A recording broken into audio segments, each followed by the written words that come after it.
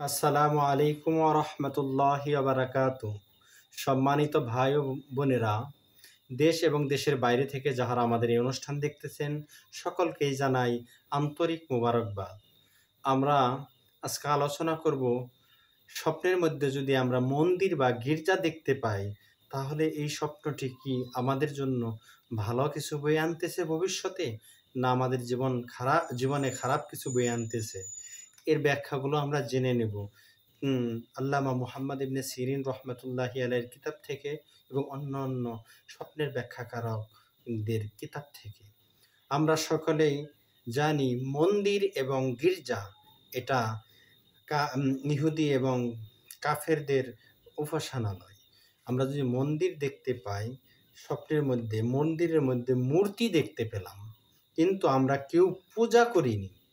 মন্দিরের মধ্যে মূর্তি দেখেছি কিন্তু আমরা পূজা করিনি, তাহলে এর ব্যাখ্যা হবে সে প্রচুর সম্পদের মালিক হবে।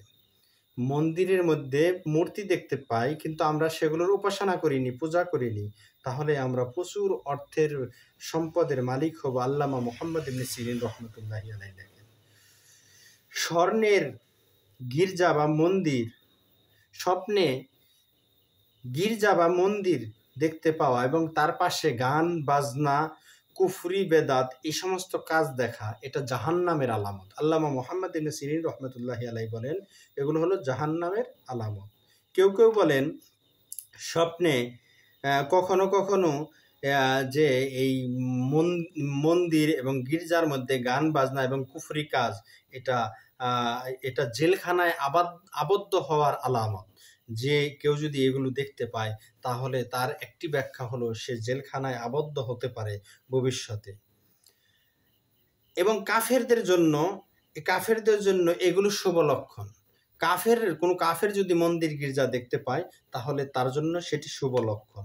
মুসলমানদের জন্য এর আরেকটি ব্যাখ্যা হলো, মন্দির এবং গির্জা দেখতে পেলে এর আরেকটি ব্যাখ্যা হলো মুসলমানদের জন্য এটা হলো শত্রুর উপর বিজয় লাভ করতে পারবে, তার ইঙ্গিত বহন করে। আপনাদের সকলকেই ধন্যবাদ আমাদের ভিডিওটি ধৈর্য সহকারে দেখার জন্য। সকলের কাছে অনুরোধ থাকবে, আমাদের ভিডিওটি ভালো লাগলে সকলের লাইক এবং সাবস্ক্রাইব করে আমাদের পাশে থাকবেন। আসসালামু আলাইকুম ওয়া রাহমাতুল্লাহ।